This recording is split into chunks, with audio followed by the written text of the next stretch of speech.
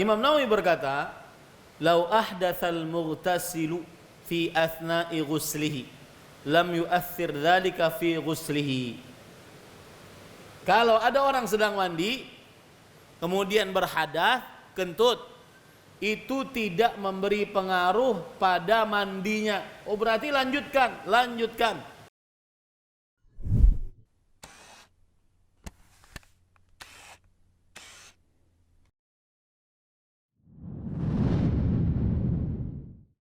Assalamualaikum warahmatullahi wabarakatuh. Bismillahirrahmanirrahim. Innal hamdalillah nahmaduhu wa nasta'inuhu wa nastaghfiruh wa na'udzu billahi min shururi anfusina wa sayyiati a'malina. Man yahdihillahu fala mudilla lahu wa man yudlil fala hadiya lahu.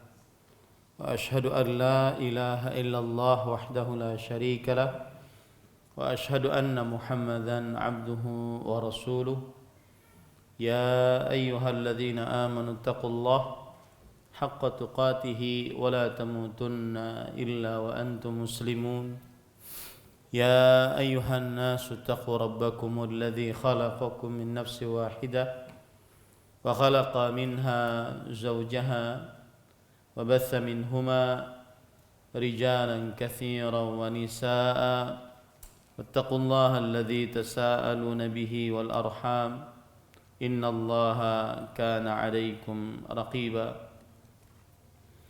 يا أيها الذين آمنوا اتقوا الله وقولوا قولا سديدا يصلح لكم أعمالكم ويغفر لكم ذنوبكم ومن يطع الله ورسوله فقد فاز فوزا عظيما أما بعد فإن أصدق الحديث كتاب الله وأحسن الهدي هدي محمد صلى الله عليه وعلى آله وسلم شر الأمور محدثاتها وكل محدثة بدعة وكل بدعة ضلالة wa kulla dhalalatin finnar. Alhamdulillah, kita bersyukur pada Allah Subhanahu wa taala pada hari ini, hari Senin malam Selasa 14 Jumadil Akhir 1443 Hijriah, kita dimudahkan oleh Allah Subhanahu wa taala untuk kembali duduk bersama di Masjid Al-Faruq, Kabupaten Banjar, Kalimantan Selatan, dalam sebuah kajian rutin membaca kitab Umdatul Ahkam fima ittafaqa alaihi Al-Bukhari wa Muslim, yang ditulis oleh Al-Hafidh Abdul Ghani Al-Maqdisi rahimahullah. Salawat dan salam semoga selalu Allah berikan kepada Nabi kita Muhammad sallallahu alaihi wa ala alihi wasallam, kepada keluarga beliau, para sahabat, serta orang-orang yang mengikuti beliau sampai hari kiamat kelak. Dengan nama-nama Allah yang husna dan sifat-sifatnya yang ulia, kita berdoa, Allahumma inna nas'aluka ilman nafi'an wa rizqan tayyiban wa amalan mutaqabbala. Allahumma amin. Ahibati fillah, afanillah wa iyyakum, kaum muslimin jamaah Masjid Al-Faruq yang saya cintai karena Allah. Semoga Allah Subhanahu wa taala selalu memberikan afiat kepada kita. Masih kita di dalam bab yang kelima, yaitu bab mandi janabah. Dan pada pertemuan sebelumnya kita sudah membaca hadis yang ke-31, 32, 33 dan 34. Dan belum selesai kita membicarakan permasalahan-permasalahan fikih yang ada di dalamnya. Saya lanjut. Kalau tidak salah pada pertemuan sebelumnya kita sudah membahas sampai kepada kapan seseorang yang mau mandi membasuh kedua telapak tangannya. Betul? Hah? Taib. Sekarang kita membahas pada permasalahan yang baru, yaitu orang yang mandi maksudnya di sini mandi junub, memulai membasuh kemaluannya dan membasuh kemaluannya dengan niat mandi junub. Jadi kalau ada orang yang mau mandi junub, maka yang pertama kali dibasuh adalah membasuh kemaluannya. Kita nih junub, maka pertama kali kita datang kamar mandi, yang kita lakukan apa? Membasuh kemaluannya sebelum kita membasuh kedua telapak tangan.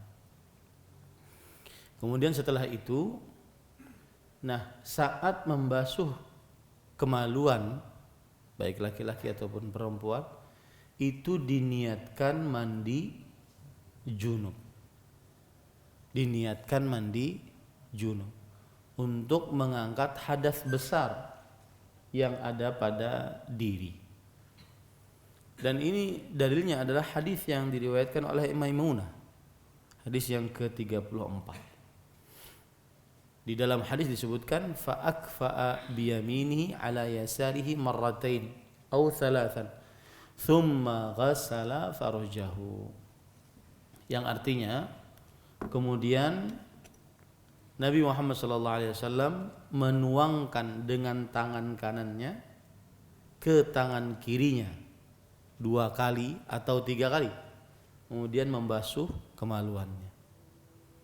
Saat membasuh kemaluan itu berniat apa? Mandi junub. Saat membasuh kemaluan itu berniat mandi junub. Jangan sampai lupa niatnya. Meskipun niat itu urusan hati, tapi jangan sampai lupa. Kenapa demikian? Sebenarnya dia ada kaitannya dengan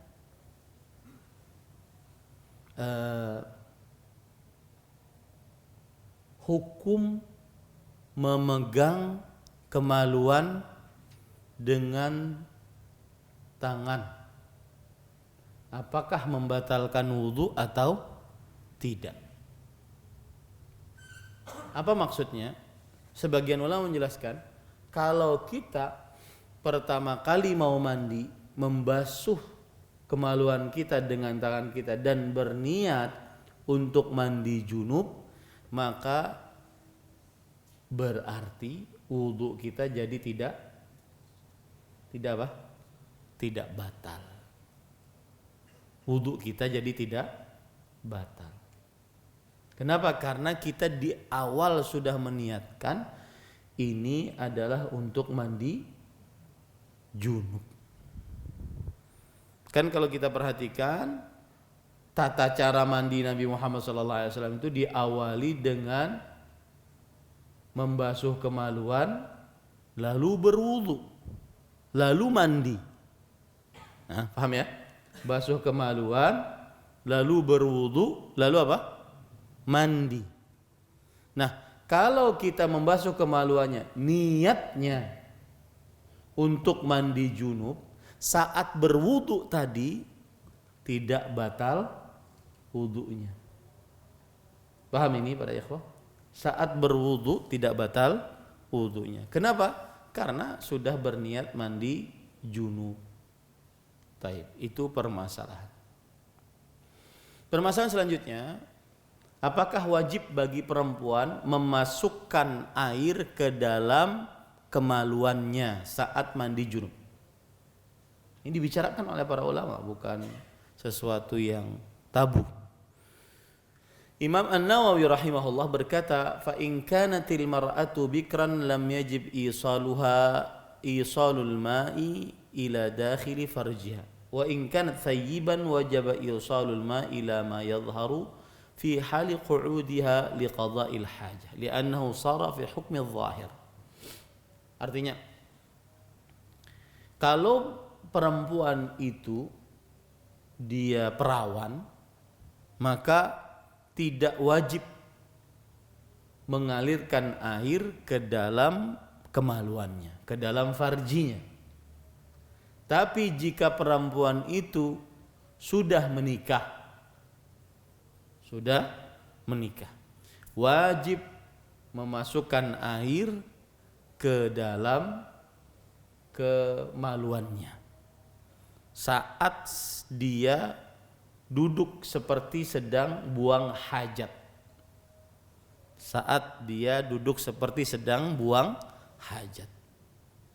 Kenapa? Karena dia dalam keadaan hukum yang zahir. Dan ini pendapat yang kita kuat. Dan ini pendapat Imam Asy-Syafi'i rahimahullah dan juga jumhur mayoritas ulama bermadzhab Syafi'i. Nah, di sana ada pendapat lain bahwa la yajibu 'ala tsayyib ghusla dakhilil farj. Tidak wajib bagi wanita yang sudah menikah membasuh dalam farjinya. Ini pendapat yang kedua.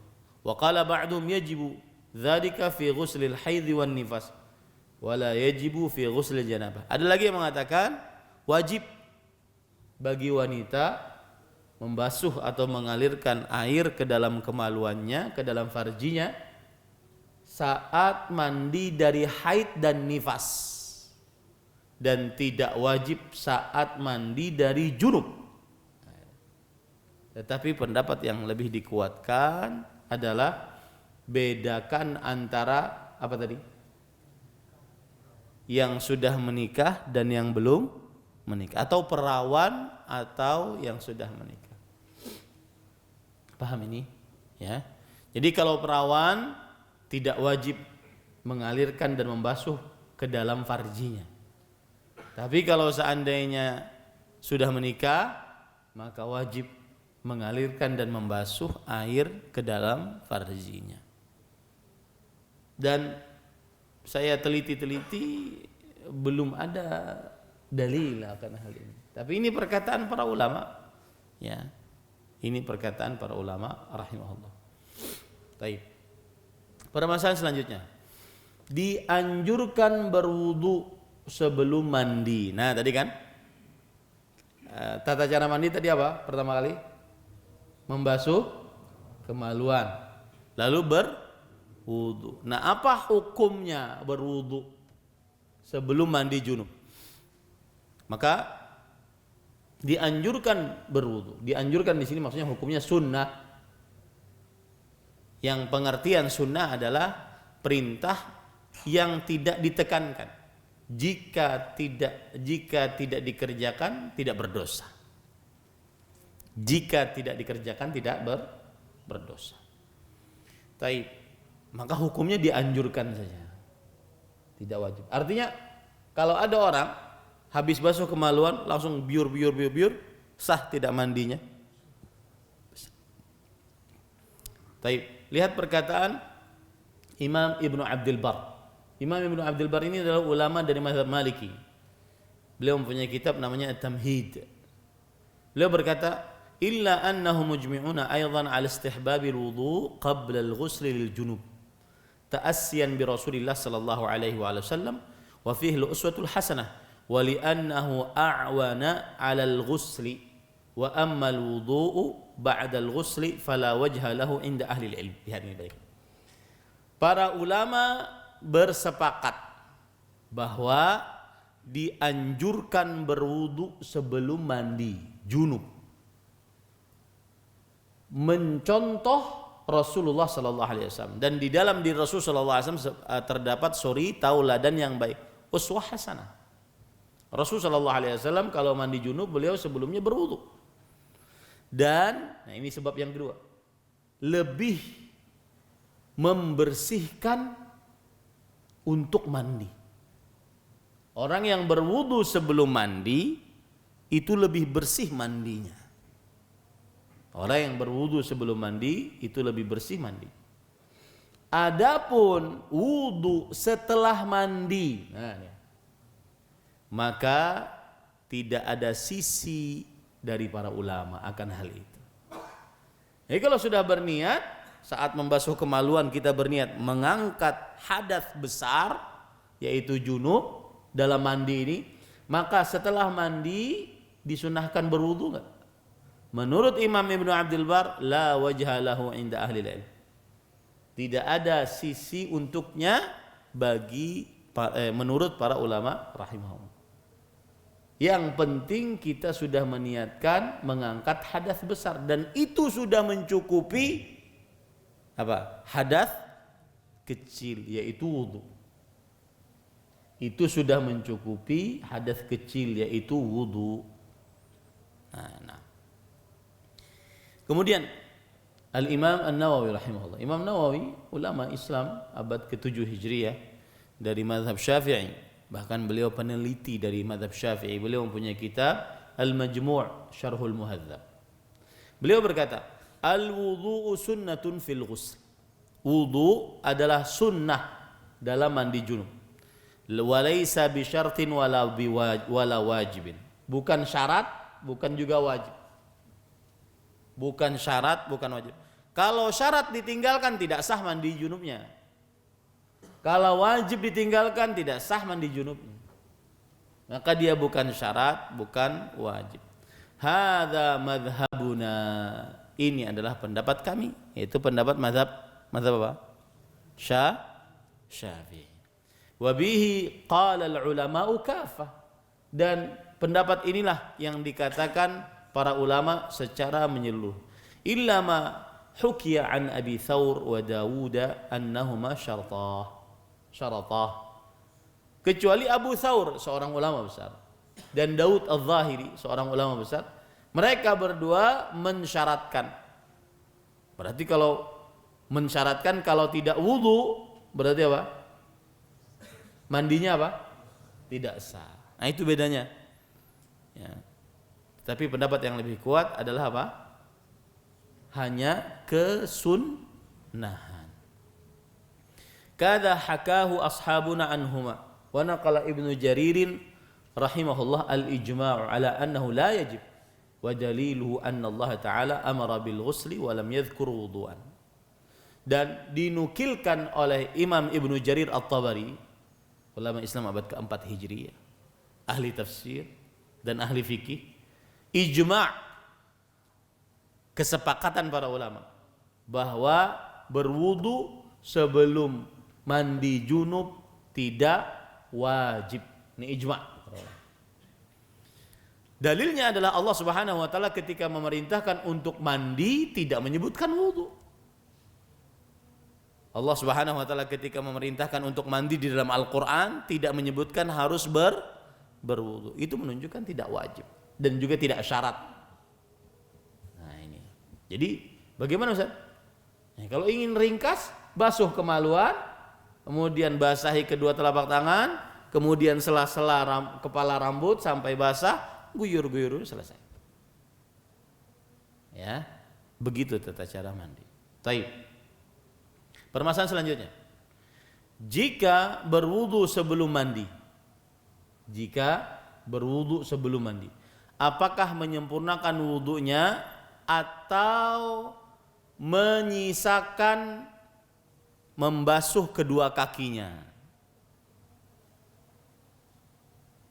Ya. Kan kalau wudu kan sempurna, basuh wajah, kedua tangan, ngusap kepala, kemudian kaki. Nah ini pertanyaannya adalah apakah kakinya dibasuh juga atau kakinya disisakan nanti di akhir dibasuh?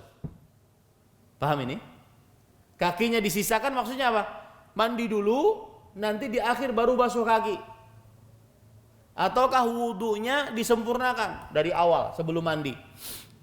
Ini kisahnya wudunya sebelum mandi. Nah, kita kalau berwudu basuh kaki kan? Nah, kalau basuh kaki, apakah kakinya dibasuh sebelum mandi ataukah kakinya kena? Paham enggak permasalahannya? Baik. Jawabannya adalah pendapat yang lebih kuat para ikhwah, pendapat yang ketiga.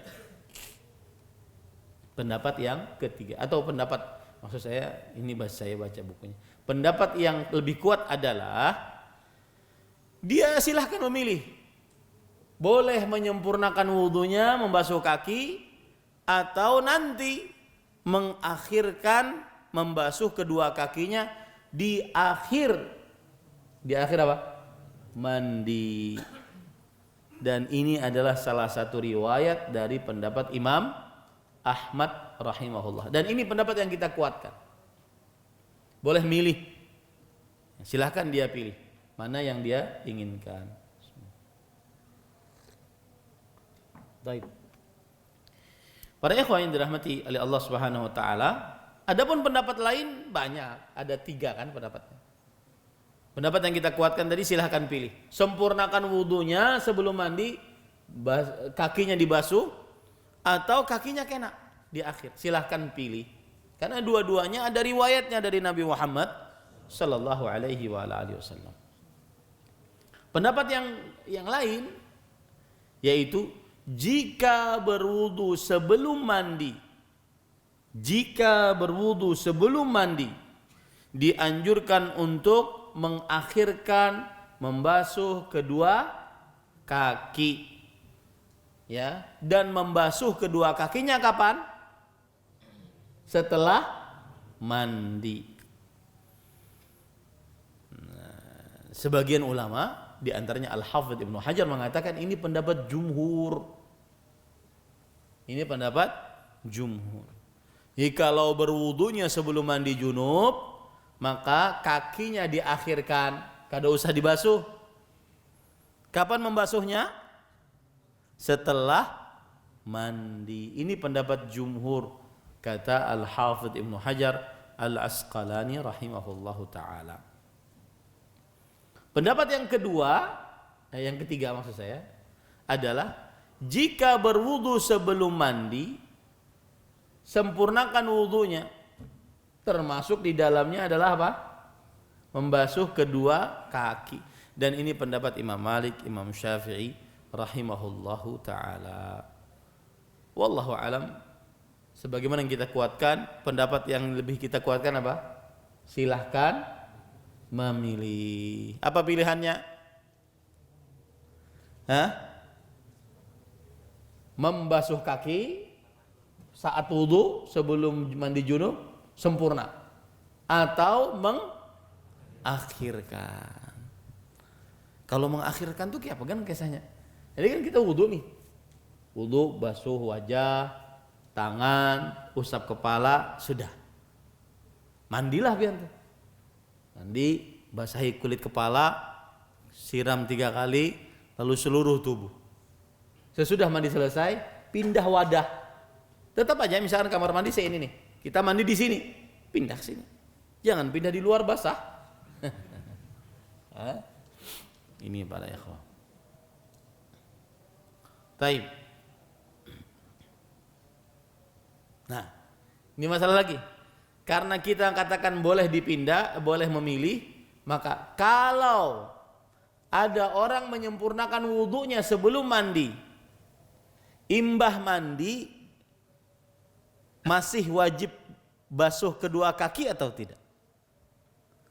Ini ulun paham betul ketika mama kan ya orang apa ya, Banjar Banar gitu. Banjar Sungai Mesa. Jadi pedatuan ulun kan mualim daham namanya. Jadi turun temurun itu diajari dari kecil. Nih kalau mandi mun hendak membasuh batis jangan di sini, pindah aja sini.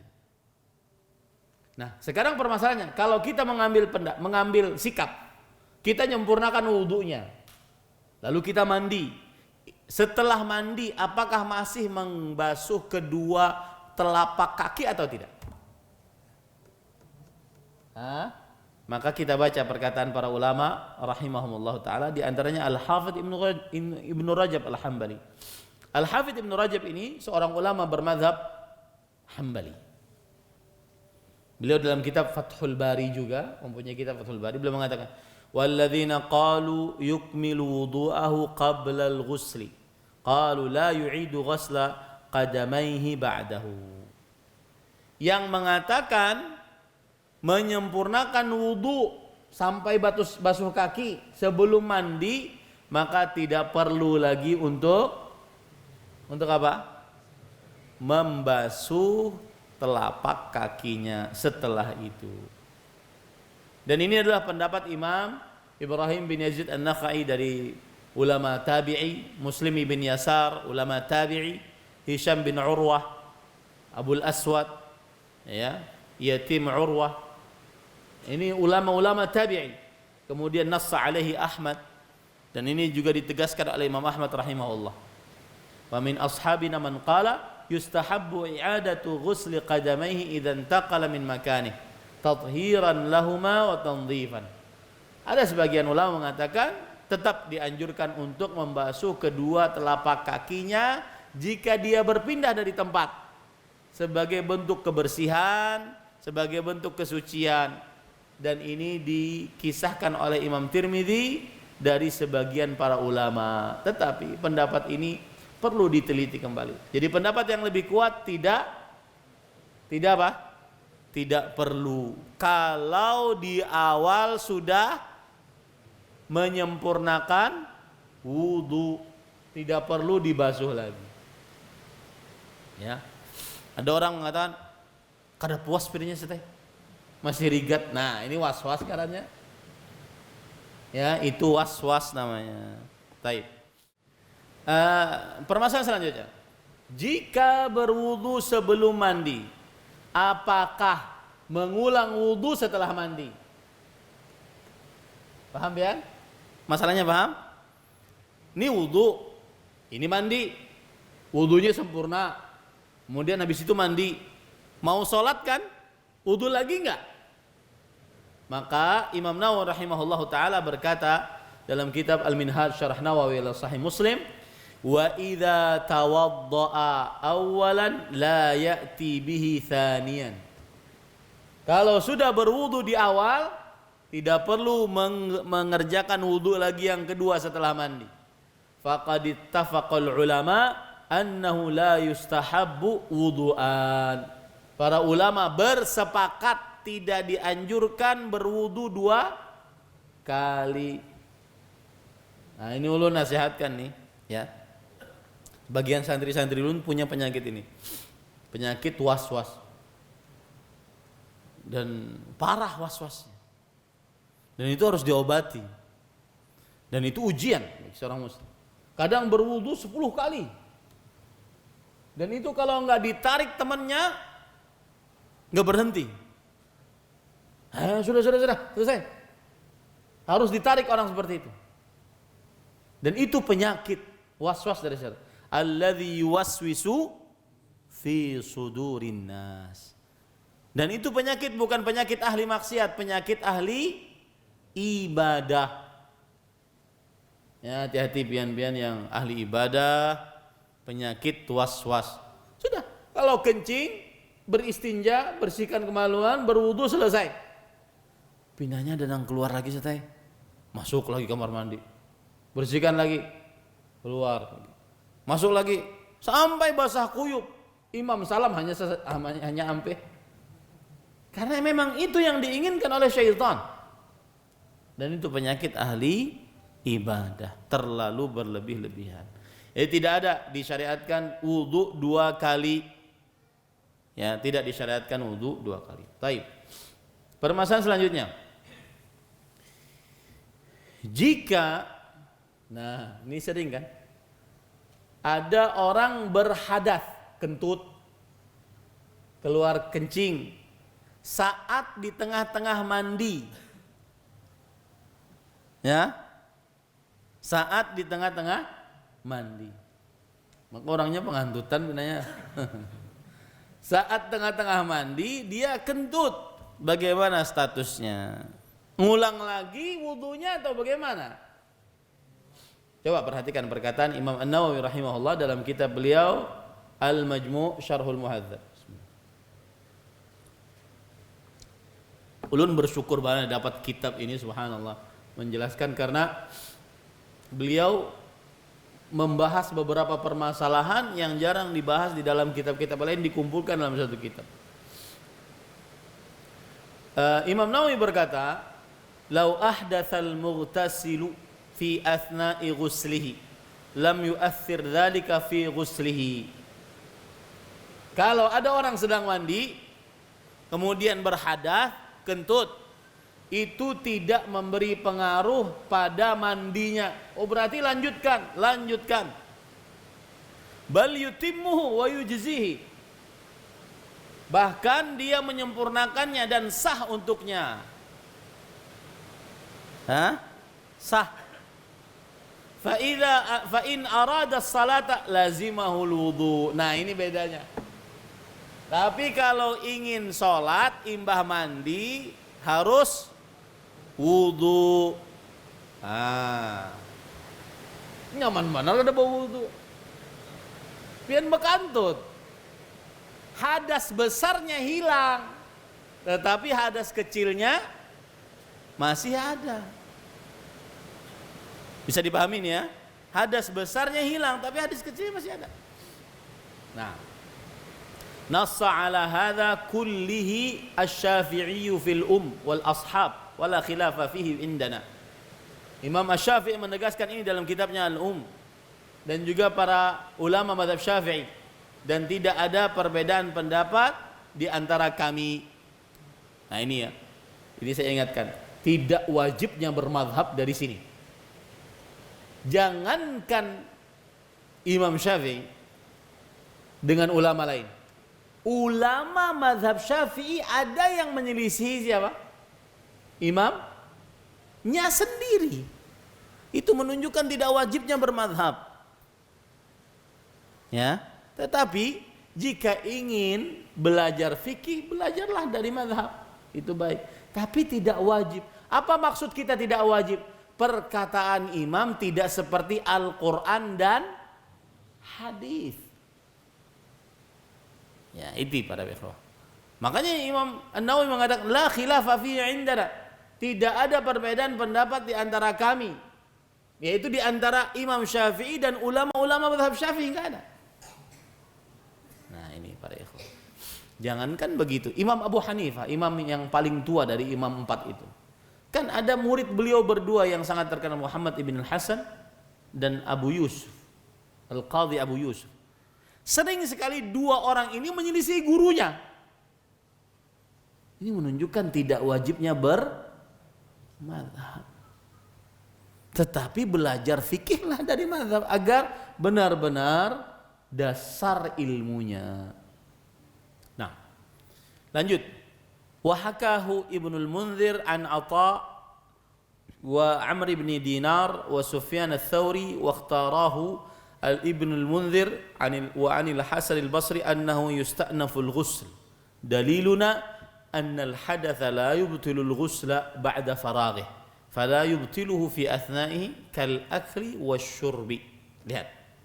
Dan ada pendapat kedua disebutkan oleh Imam Ibnul Munzir dari Atha bin Abi Rabah, seorang tabi'i, Amr bin Dinar, seorang tabi'i, Sufyan bin Masruq ats-Tsauri, seorang tabi'ul atba', dan dipilih pendapat ini oleh Imam Ibnul Munzir, dan dihikayatkan pendapat ini dari Al-Hasan Al-Basri bahwa kalau kentut di tengah wudu, di tengah mandi, ulang dari awal.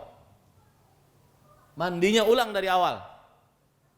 Ini pendapat yang kedua. Tapi kata Imam An-Nawawi rahimahullah, sedangkan dalil kita bahwa tidak perlu mengulang, hadas tidak membatalkan mandi setelah selesai. Apa maksudnya? Ini pian mandi selesai lah, kemudian pian kentut, batal lah mandi pian tadi. Yang batal apanya? Wudunya. Nah, ini pendapat yang lebih kita ambil. Pendapat Imam Syafi'i rahimahullah. Fala yubtilu fi athnahi kal akli wasyurb. Maka tidak membatalkannya di saat di tengah-tengah itu. Seperti makan dan minum. Ya. Nah, permasalahan selanjutnya. Ini banyak permasalahannya ya. Sampai kita selesaikan permasalahan tadi, baru kita ambil hadis yang baru. Ya. Baik. Permasalahan selanjutnya adalah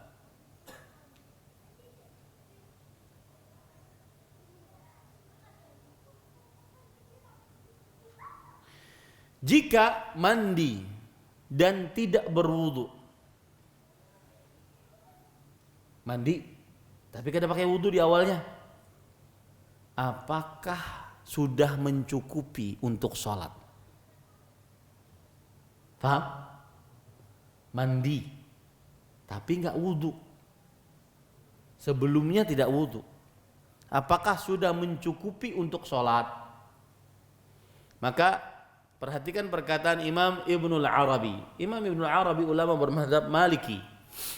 Ulama bermadzhab Maliki. Dan bedakan antara Ibnul, ada alif lamnya, Ibnul Arabi itu ulama hadis, kemudian akidahnya benar, lurus, bermadzhab Maliki, dengan Ibnu Arabi.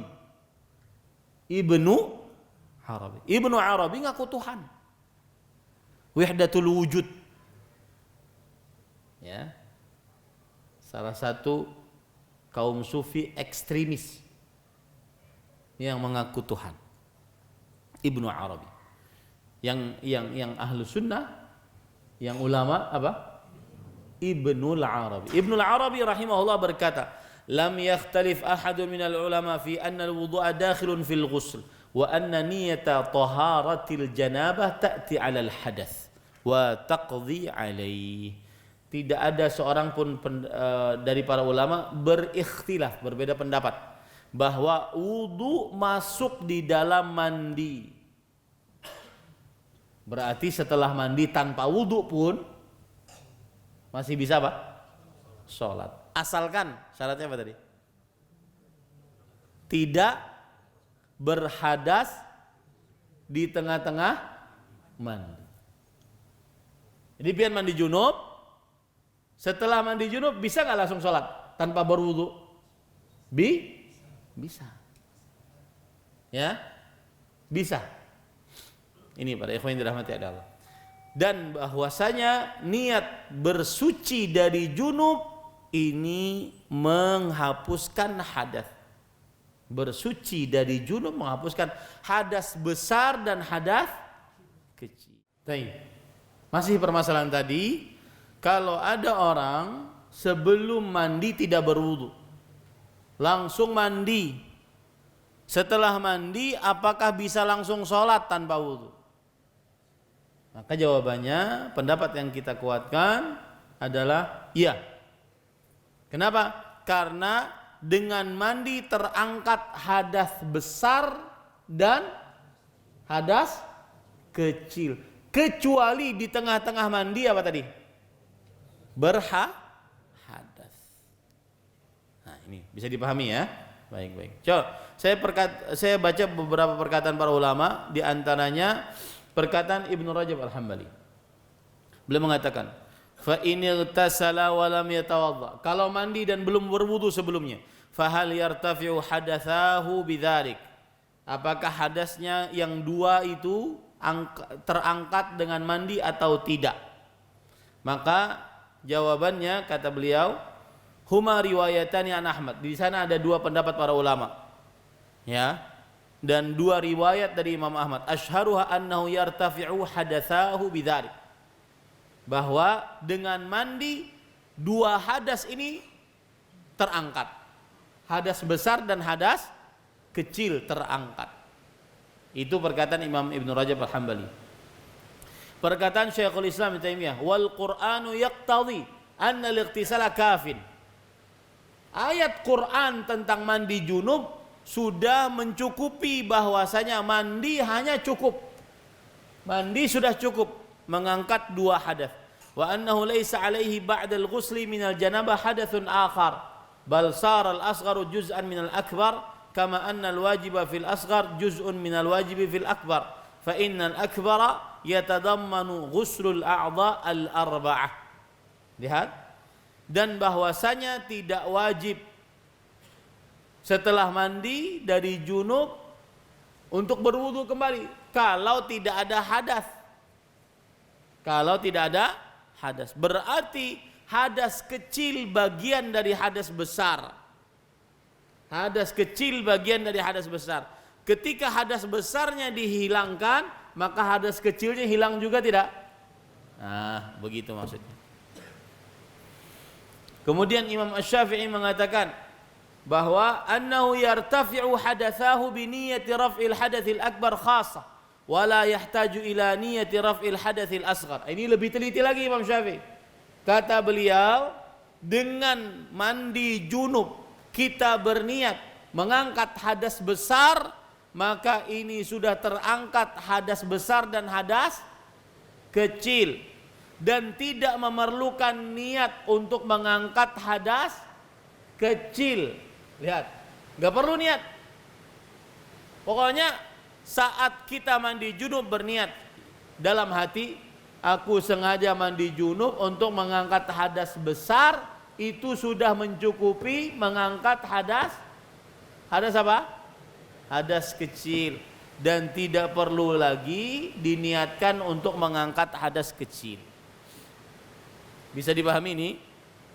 Baik. Sekarang ya, salah satu tata cara mandi junub adalah menyela-nyela kulit kepala sehingga basah. Bagaimana tata cara menyela-nyela? Nah, ini yang jadi masalah. Bagaimana tata cara menyela-nyela kulit rambut kepala? Dijelaskan oleh Al-Hafidz Ibnu Hajar Al-Asqalani rahimahullah, at-takhlil isalul ma ila syar wal basyarah. Yang namanya menyela-nyela itu adalah mengenakan air kepada rambut dan kulit kepala. Itu namanya menyela-nyela. Wa mubasyaratu sya'ri bil yad, dan tangan langsung memegang rambut, liyahsula ta'mimuhu bil ma, agar air sempurna mengenai seluruh rambut. Jadi tidak cukup Pak disiram, enggak, harus apa? Di sela-sela. Wa ta'nisul basyarah, dan mengenai kulit kepala, li'alla yusibha bisabbi ma tata'adza bihi, agar tidak terkena dengan air hanya yang sebagian saja ya. Hadha at-takhlilu ghairu wajibin ittifaqan illa annaka in kana asy-sya'ru mulabbadan bi syai'in yahulu bainal ma'i wa bainal wusuli ila usulihi.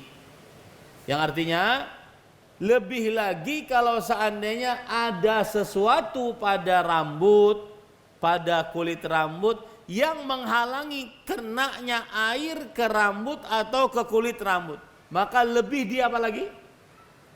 Lebih disela-sela lagi. Ya, lebih disela-sela lagi. Ini para ikhwan. Taib. Sekarang setelah menyela-nyela, apa prakteknya? Dibasuh kepalanya. Bagaimana tata cara membasuh? Perhatikan baik-baik.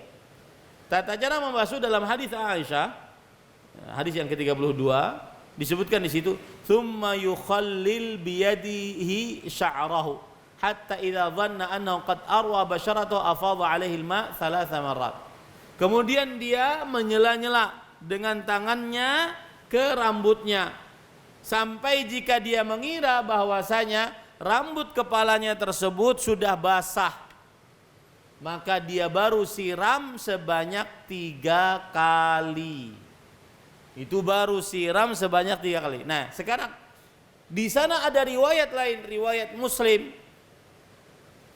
bahwa Aisyah radhiyallahu anha berkata, "Kana Rasul sallallahu alaihi wasallam idza ightasala min al-janabah da'a bi syai'in nahwal hilab, fa akhadha bi kaffi bada'a bi shikki ra'sihi al-ayman, thumma al-aysar, thumma akhadha bi kaffayhi fa qala bihima ala ra'sihi." Intinya gini, Rasul sallallahu alaihi wasallam kalau mandi junub, beliau minta didatangkan air. Lalu beliau mengambil dengan tangan kanannya, ya, masukkan air ke tangan kanannya, masukkan tangan kanan ke air, lalu memulai bagian kanan dari kepala, bagian kanan dulu, Dibasuhnya pun bagian kanan, disiramnya pun bagian kanan dulu. Kemudian baru bagian kiri. Kemudian mengambil dengan kedua telapak tangannya dan menyiramnya ke seluruh kepala. Nah, berarti begini. Di sela-sela dulu, baru ambil air, baru siram ke kanan. Ambil air lagi, baru siram ke kiri. Baru setelah itu seluruh kepala. Ustaz, itu kalau pakai gayung nyaman. Munsyawar ya Pak. Maka kanan itu. Kemudian kiri. Baru setelah itu di. Nah, ini tambahan riwayat.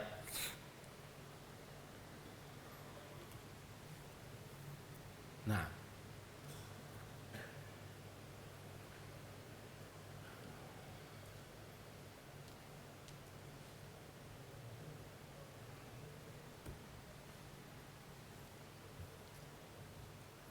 lanjut. Nah, ini bagi perempuan. Perempuan rambutnya panjang, dikepang. Ya, dikepang. Apakah saat mandi junub dan saat mandi haid itu kepangannya dilepas atau tidak? Perempuan rambutnya panjang, diikat. Baik kepang 2 atau kepang 1. Apakah saat mandi junub, saat mandi haid dilepas atau tidak? Maka pendapat yang kita kuatkan adalah pendapat yang pertama, yaitu pendapat yang pertama yang kita kuatkan bahwa seorang yang mandi, jika air sampai kepada seluruh rambutnya yang luar atau dalam tanpa harus membuka kepangannya, tidak perlu dibuka ikatannya. Ya, tidak perlu dibuka ikatannya. Tetapi jika airnya tidak sampai, maka dibuka dan wajib dibuka. Dan ini adalah pendapat jumhur para ulama. Kira-kira nggak sampai Ustaz? Ya, wajib berarti dibuka. Kira-kira nggak basah seluruhnya Ustaz, rambut kepalanya, wajib berarti dibuka. Ya, begitu. Dalilnya hadis Ummu Salamah radhiyallahu anha. Beliau berkata, "Ya Rasulullah, inni imra'atun ashuddu dhafara ra'si. Afa anquduhu li ghuslil janabati wal haidhah." Wahai Rasulullah, aku perempuan yang mengikat rambutku. Apakah aku lepaskan ikatannya saat aku mandi haid dan junub?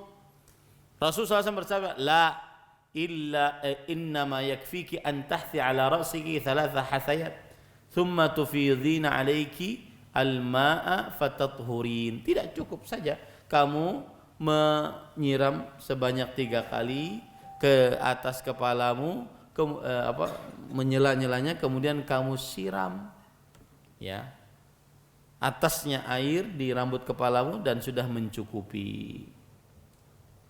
Ini menunjukkan bahwasanya tidak perlu untuk dibuka ikatan rambutnya kalau sedang mandi.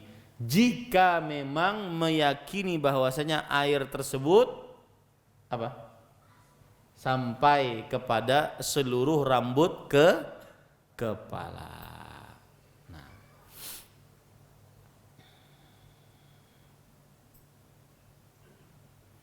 pendapat yang lain banyak, diantaranya wajib membuka ikatan kalau mandi haid. Kalau mandi junub nggak perlu dibuka. Ini pendapat yang kedua. Pendapat yang ketiga mengatakan pokoknya mandi apapun, junub atau haid, wajib dibuka. Tapi kita katakan pendapat yang pertama lebih kita kuatkan. Apa tadi pendapat yang pertama? Tidak wajib, kecuali kalau merasa tidak yakin bahwa air sampai ke rambut tersebut. Nah, lanjut. Permasalahan selanjutnya adalah Kalau rambutnya panjang, perempuan ini rambutnya panjang dan tidak diikat, apakah wajib dibasuh yang luarnya saja atau yang dalamnya juga wajib dibasuh? Paham maksud saya? Ya. Rambutnya tidak diikat, tetapi yang wajib dibasuh apa? Luarnya cukup ataukah harus ke dalam-dalamnya juga? Maka para ikhwan yang dirahmati oleh Allah, pendapat yang kita ambil adalah pendapat tidak wajib. Pokoknya luarnya sudah cukup. Ya, tidak wajib. Dan ini mazhab Hanafi dan salah satu wajah dari mazhab Hambali, dan dalil mereka hadis Ummu Salamah radhiyallahu anha bahwa Nabi Muhammad sallallahu alaihi wasallam bersabda, "Yakfika an tahthi ala rasiki thalatha hathaya." Cukup kamu menyiram air di atas kepalamu 3 kali siraman sudah selesai. Di situ Rasulullah SAW tidak merinci harus kena dalamnya atau tidak. Yang penting disiram. Ya, ini para ikhwah.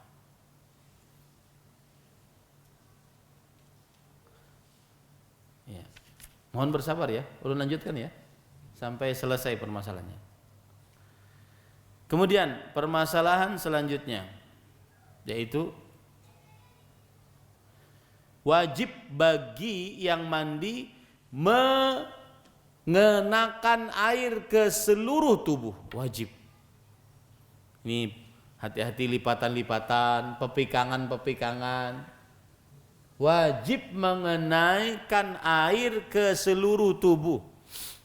Ya, kalau tidak sah mandinya. Kalau tidak sah mandinya, apa yang terjadi? Apa yang terjadi? Tidak terangkat hadasnya. Kalau tidak terangkat hadasnya berarti masih junub. Kalau masih junub berarti tidak boleh sholat. Nah, ini bahayanya. Harus air mengenai seluruh tubuh. Lihat perkataan Imam An-Nawawi rahimahullah. Yajibu isalul ma ila ghusunil badan minar rajuli wal mar'ati. Wajib terkenanya air kepada seluruh tubuh dari laki-laki ataupun perempuan. Wa dakhilus surrah wa batinul udhunain wal ibtain. Ini perhatikan. Nih pusat kenai. Ya, jangan sampai asal siram. Pusat kenai. Dalamnya telinga. Kemudian ketiak. Kemudian mohon maaf belahan pantat. Kenai itu. Kemudian jari jemari kaki, wa ghairiha mimma lahu hukmul zahir, dan anggota-anggota tubuh lainnya. Ya. Wa hamratus syafah, wa hadza kulluhu muttafaqun alaih. Dan ini seluruhnya disepakati oleh para ulama rahimahullah. Kemudian beliau mengatakan wa mimma qad yaghfulu anhu batinul ilyain wal ibt wal akan was surrah. Dan yang sering dilupakan adalah mohon maaf bagian dalam dari belahan pantat. Mohon maaf ya, di belahan pantat itu kan kalau laki-laki ada bagian di bawah bijinya tuh. Nah, di situ sering orang lupa. Satu. Yang kedua di ketiak. Yang ketiga di pinggangan. Ya. Yang keempat di pusar. Falyata'ahad kulla dzalik. Hendaklah dia perhatikan setiap itu. Wa yata'ahad izalatul wasakh alladhi yakunu fis sammakh. Dan hendaklah dia menghilangkan kotoran yang ada di sammakh. Sammakh itu sekitar sini. Ya. Ini hati-hati. Wa yanbaghi liman ightasala min ina'in kal ibriq wa nahwihi an yatafattana li daqiqatin qad yaghfulu anha wa hiya annahu idza istanja wa tahara mahall al-istinja bil ma fayanbaghi an yaghsila mahall al-istinja ba'da dhalik bi niyyati ghusl al-janabah li'annahu idza lam yaghsilhu al-an rubbama ghafala anhu ba'da dhalik fala yasughu ghusl tarki dhalik. Dan kata beliau bagi siapa yang mandi dari sebuah bejana seperti kendi dan semisalnya, hendaklah dia perhatikan perkara yang sering dilupakan orang secara teliti, bahwasanya jika dia bersuci ya dan membersihkan bagian dari kemaluannya dengan air, maka wajib baginya untuk membasuh bagian yang dia istinjai tadi dari kemaluannya dengan niat apa? Mandi. Li'annahu, karena kalau seandainya dia belum membasuhnya sekarang, maka mungkin dia lupa membasuhnya. Maka kalau dia lupa membasuhnya, tidak sah apanya? Mandinya. Maka jangan dilupakan kalau mandi junub pertama kali dilakukan apa? Membasuh kemaluan. Ya, ini para ikhwah.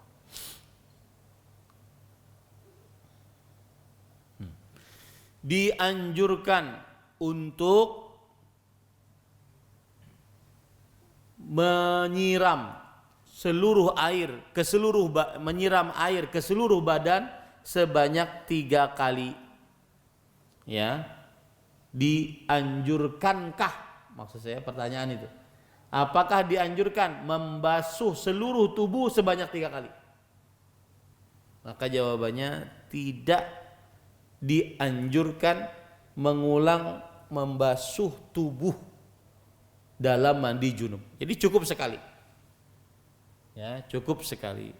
Dan ini adalah pendapat yang masyhur dari mazhab Maliki dan juga yang terlihat secara jelas dari perkataan Imam Ahmad, dan ini pendapatnya Imam Al-Mardawi dari Imam Asy-Syafi'i dari mazhab Syafi'i, dan ini pendapat Imam Ibnu Taimiyah rahimahullahu taala, bahwasanya tidak dianjurkan mengulang membasuh anggota tubuh saat mandi junub. Enggak perlu diulang. Cukup sekali. Yang diulang tadi apanya? Kepala. Sebanyak berapa kali? 3 kali. Nah, permasalahan selanjutnya, hukum mengeringkan anggota tubuh dengan handuk saat mandi atau saat wudu. Ya. Maka pendapat yang kita kuatkan adalah tidak dimakruhkan. Berarti boleh dong. Boleh mengeringkan air ya bekas mandi junub ataupun wudu ya dengan handuk. Dan ini adalah qaulu aktsaril ulama. Pendapat ulama paling banyak. Tidak dimakruhkan, artinya boleh. Dan ini dikerjakan oleh sebagian para sahabat, Umar bin Khattab, Utsman bin Affan, Ali bin Abi Thalib. Dikerjakan oleh para tabi'in, Asy-Sya'bi, Amir bin Syarahil Asy-Sya'bi, Sufyan bin Masruq Ats-Tsauri, Al-Auza'i, kemudian Imam Malik, Imam Abu Hanifah, dan para imam, Imam Ahmad, Ishaq bin Rahawi, dan seterusnya. Berarti boleh nggak pakai handuk? Boleh. Pendapat yang lain apa? Dimakruhkan. Ya. Tetapi pendapat yang lebih kita kuatkan adalah dibolehkan. Nah. Selanjutnya. Kalau orang mandi, apakah cukup menyiram ataukah harus dikenakan dengan tangan? Baik mandi atau junub. Ini kaki kan koler, apalagi parut sudah lamak nih. Ya. Apakah ketika membasuh kaki cukup dikenakan air, ataukah harus dikenakan dengan tangan, dipijat dengan tangan? Paham maksud kalian enggak? Paham ya? Maka jawabannya para ikhwah yang dirahmati oleh Allah, pendapat yang kita kuatkan adalah pendapat jumhur yang mengatakan bahwa memijat anggota badan yang digunakan untuk mandi atau untuk wudu adalah hukumnya sunnah, tidak wajib. Oh berarti boleh aja Ustaz? Boleh. Ya, boleh. Asalkan jangan kayak kekanakan wudunya. Tek. Ya. Asal kena banyu tidak. Tetapi tidak sunnah, tidak wajib. Tapi meskipun tidak sunnah, meskipun sunnah tidak wajib, maka lebih baik dikerjakan. Ada perkataan dari Syekh, saya waktu itu ada daurah di Jawa, daurah para ustadz.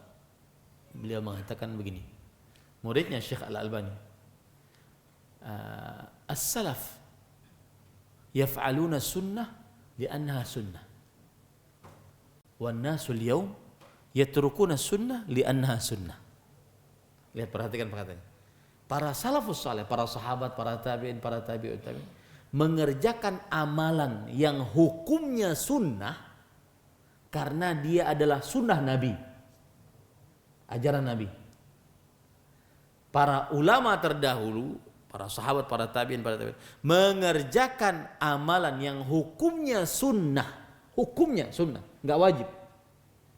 Mereka tetap kerjakan. Kenapa? Karena itu sunnah Nabi. Sunnah Nabi di sini maksudnya ajaran Nabi. Orang-orang sekarang meninggalkan ajaran Nabi, sunnah Nabi karena hukumnya hanya sunnah. Paham nggak Pian? Nah, itu. Sunnah juga harus segini. Padahal itu ajaran siapa? Rasulullah sallallahu alaihi wasallam. Nah. Ya. Lanjutnya. Nah, ini penting. Jika terkumpul 2 mandi wajib, maka cukupkah hanya dikerjakan 1 mandi saja? Seperti haid pas junub. Terkumpul 2 hadas besar, haid dan junub. Apakah mandi untuk haid selesai, mandi lagi untuk junub? Maka jawabannya, mau nyamannya kayak apa Ustaz? Ya, kita tidak berbicara nyamannya. Jawabannya adalah jika terkumpul 2 mandi wajib seperti haid dan junub dan dia meniatkan keduanya, maka sudah mencukupi walau hanya dengan 1 kali mandi. Dan ini pendapat jumhur ahli ilm, jumhur para ulama. Mereka beralasan annahuma sababani yujibanil ghusl fayujzi'ul ghuslul wahid anhuma, bahwa dia 2 mandi yang mewajibkan, dia adalah 2 sebab yang mewajibkan mandi, maka cukup 1 untuk menghilangkan 2 hadas tersebut. Ya. Dan ini berkaitan nanti dengan menggabung niat dengan 1 perbuatan. Itu di dalam bahasa fikih namanya at-tasyriku fin niyah. Tasyriku fin niyah. Mensyariatkan niat. Niatnya banyak, pekerjaannya cuma 1. Contohnya apa, Pian? Kau lah beri contoh. Sholat tahiyatul masjid dengan qabliyah. Tambah lagi dengan sholat setelah wudu.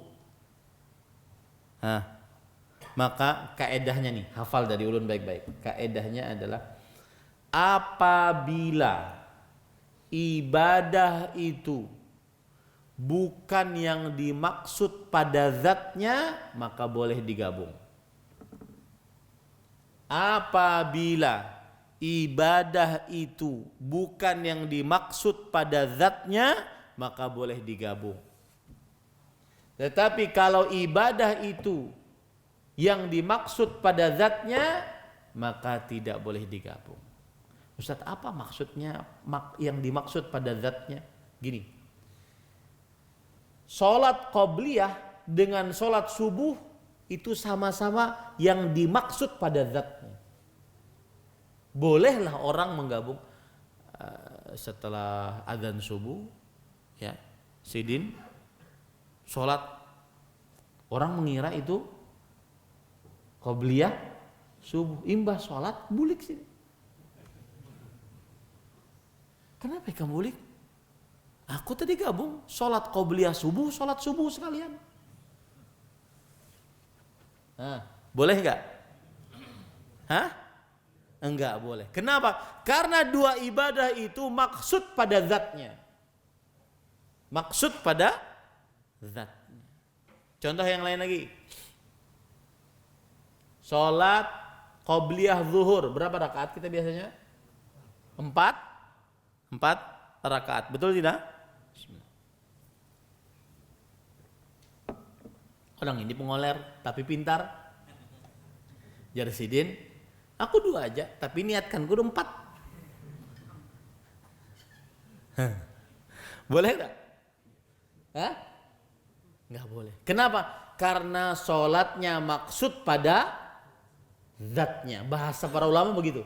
Maksud pada zatnya. 2 rakaat salam, 2 rakaat salam. Qobliyah zuhur. Ya. Nah, itu dia. Itu maksud pada zat. Nah, adapun tahiyatul masjid, sholat setelah wudu, itu bukan maksud pada zat.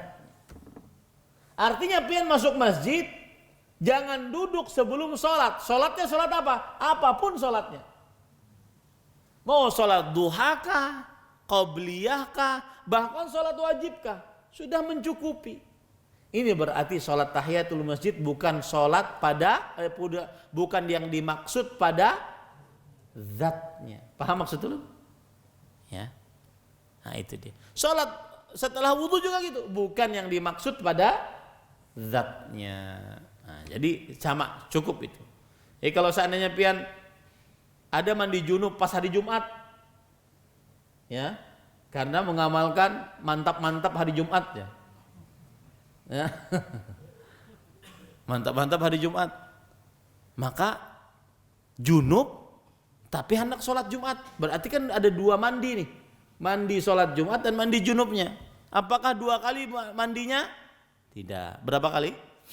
1. Niatkan dua-duanya. Niatkan dua-duanya. Baik.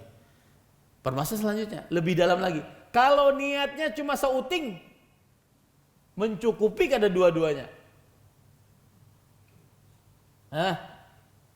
Niatnya cuma 1, mandi junub saja, itu sudah mencukupi mandi Jumatnya kada? Maka jawabannya adalah, kalau seandainya yang satunya wajib, yang satunya sunnah, seperti mandi junub dengan mandi sholat Jumat, maka pada saat itu cukup mandi junub, maka sudah mencukupi sholat Jumat, mandi sholat Jumat. Ya. Terakhir, para ikhwah yang dirahmati oleh Allah Subhanahu Wa Taala, bolehkah mandinya seorang laki-laki dengan perempuan dalam satu bejana? Ini tentunya suami laki bini, ya, bukan pacar, ya. Ya. Dalam satu bejana. Yang kita bicarakan bukan mandinya si laki-laki bebinian ini, tidak, bejananya ini, bersamaannya ini. Boleh tidak? Ya, tentunya laki dan bini itu yang mandi, nggak mungkin bukan laki dan bini. Ya. Maka jawabannya, para ikhwah, boleh. Bahkan itu kebiasaan Nabi dan para sahabat. Ya, maka mandi berduaan. Yang sudah jadi kai-kai mandi loh ini. Ya. Hadis riwayat Bukhari dari Abdullah bin Umar radhiyallahu anhu, beliau berkata, "Kana rijal wan nisa yatawaddauna fi zamani Rasulillah sallallahu alaihi wasallam jami'an." Laki-laki dan perempuan mereka berwudu di zaman Rasul sallallahu alaihi wasallam dalam satu wadah selama di zaman Rasul sallallahu alaihi wasallam. maka ini diperbolehkan. Kalau wudu diperbolehkan, mandi diperbolehkan. Yang dipermasalahkan para ulama apa? Bahwa ini kalau dipakai laki-laki airnya jadi mustamal, maka tidak ada itu. Boleh dua-duanya sekaligus mandi. Nah, ini yang bisa saya sampaikan. Mohon maaf agak panjang ya. Sudah setengah 9 lewat. Kita cukupkan dengan kafaratul majlis. Subhanakallahumma hamdik, asyhadu an la ilaha illa anta astaghfiruka wa atubu ilaik. Assalamualaikum warahmatullahi wabarakatuh.